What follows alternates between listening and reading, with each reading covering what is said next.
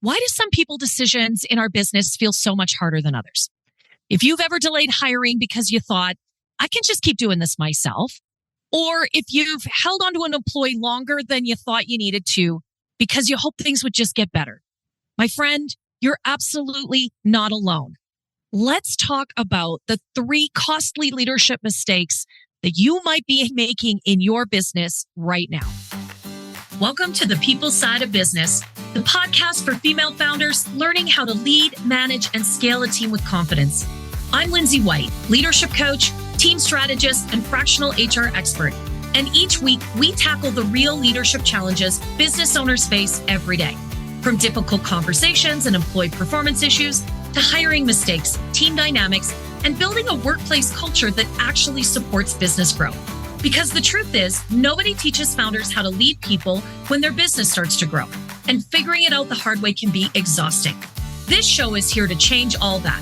So if you're ready to become a stronger leader, make better people decisions, and build a business that doesn't depend on you carrying everything alone, you're in the right place. Let's do this. Hello, my friend. Welcome back to the podcast. I am Lindsay White, and I am so glad that you are here with me today. We're going to talk about something that is always challenging as a founder. And there's some of our most expensive lessons, and that has to do with hiring and, of course, with firing.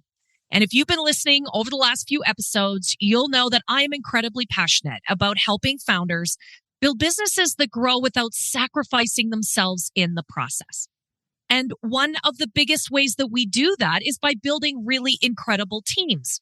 But here is what I've noticed after working with hundreds of founders over the last 20 years.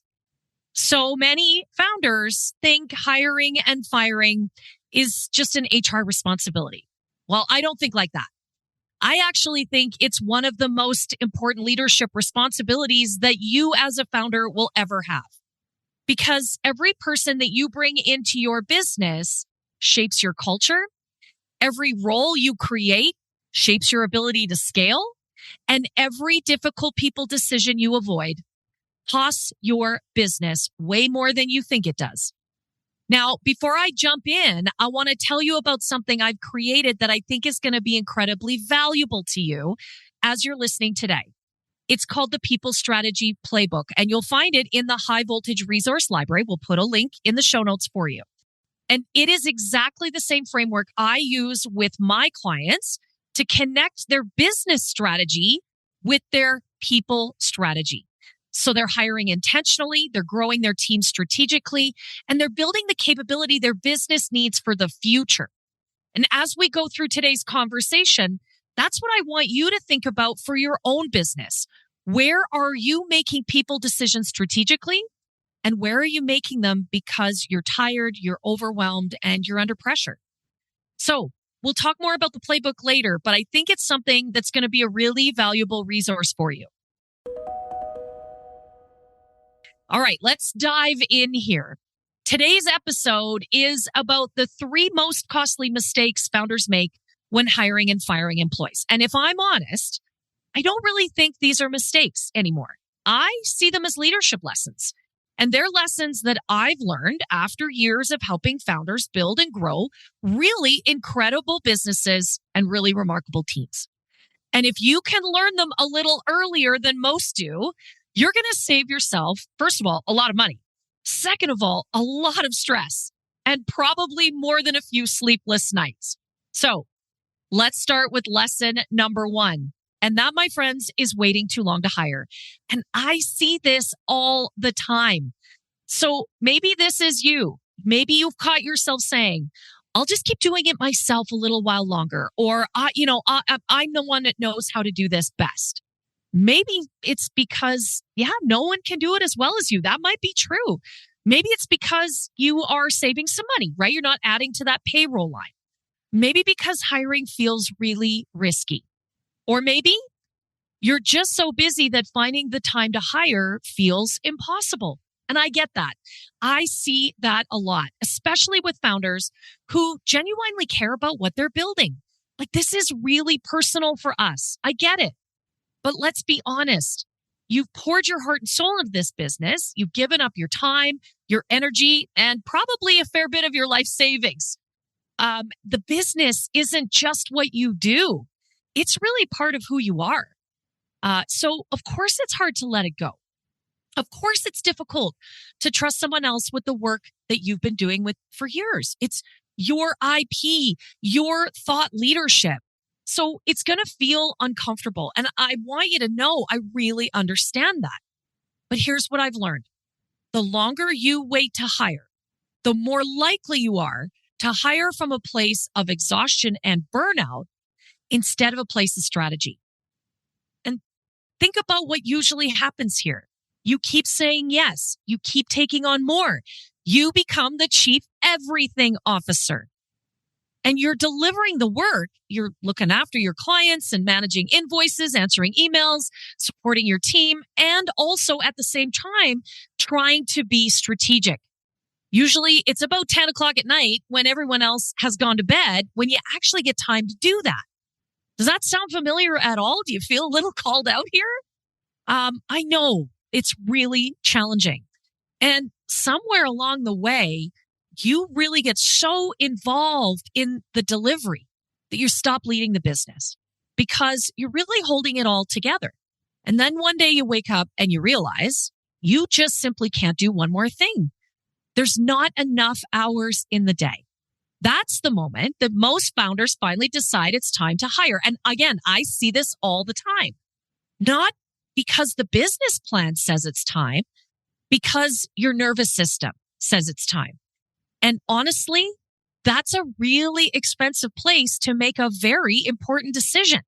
Because when we're overwhelmed, when we're feeling stressed out and burnt out, we're not thinking strategically. We're thinking about relief. We're thinking, I just need someone to take this off my plate. But hiring isn't about getting things off your plate. It's not just hiring to complete tasks. It's about building capability on your team so your business can grow.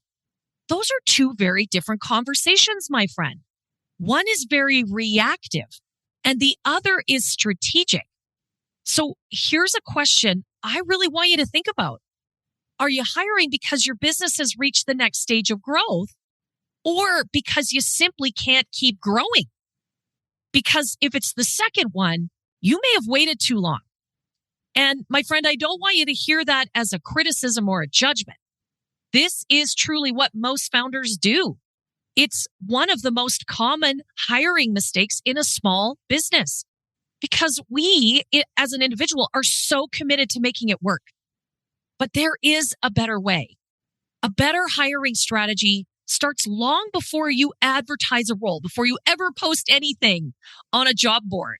It starts with, where's the business going?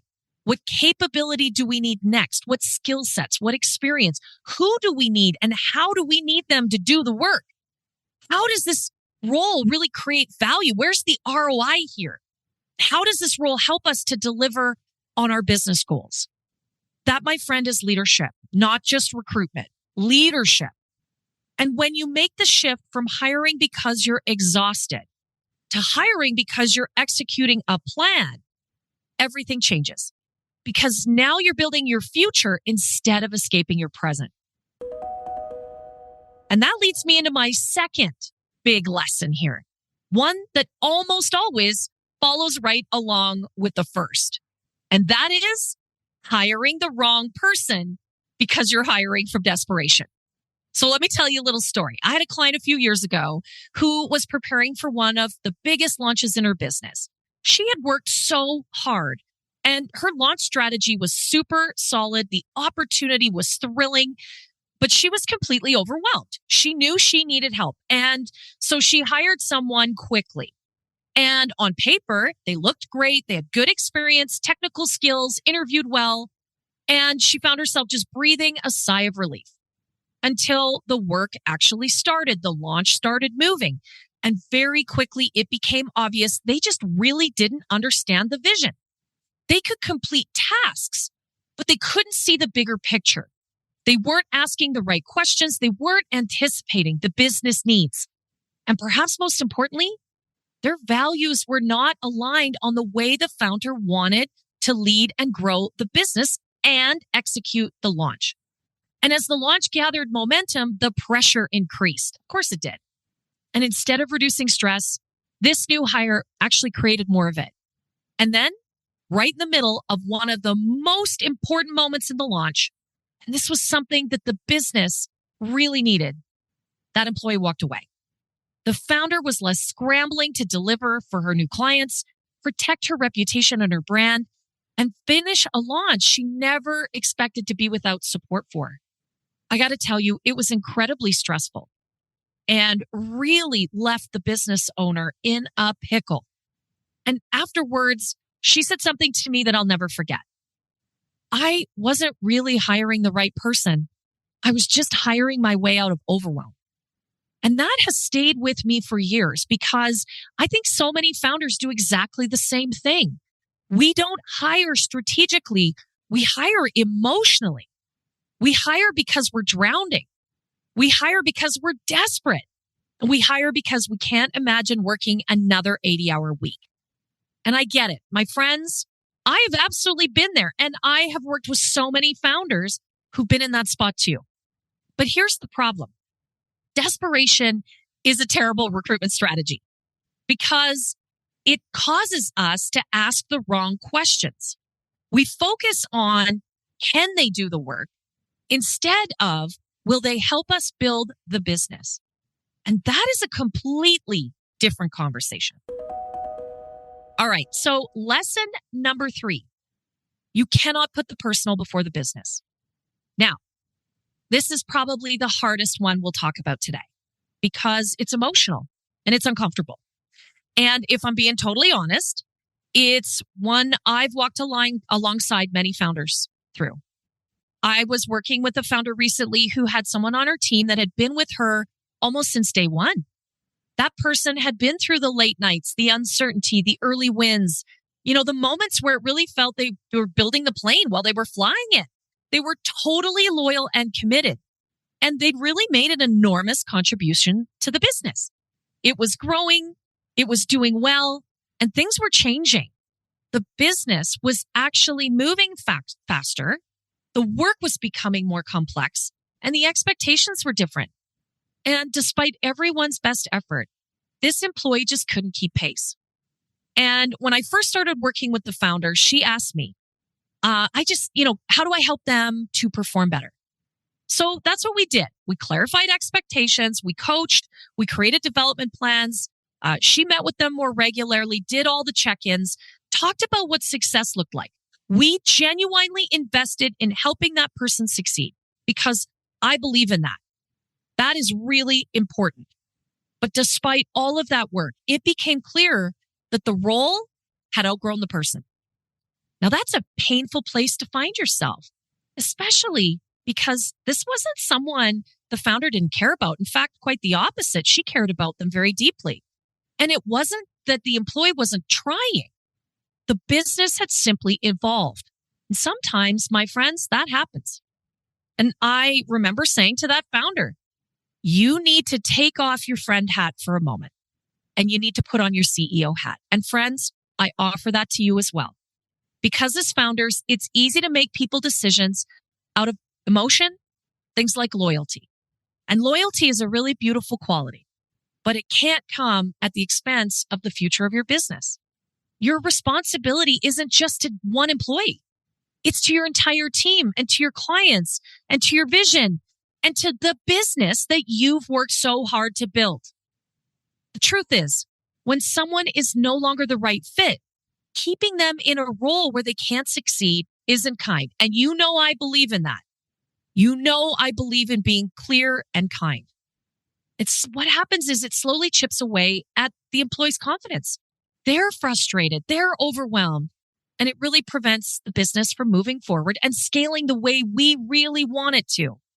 One of the things I'm most proud of in this particular story is that we didn't just focus on the exit. We focused on really honoring the contribution this employee has made. That is really important. They helped build the business. We acknowledged everything that person had helped build.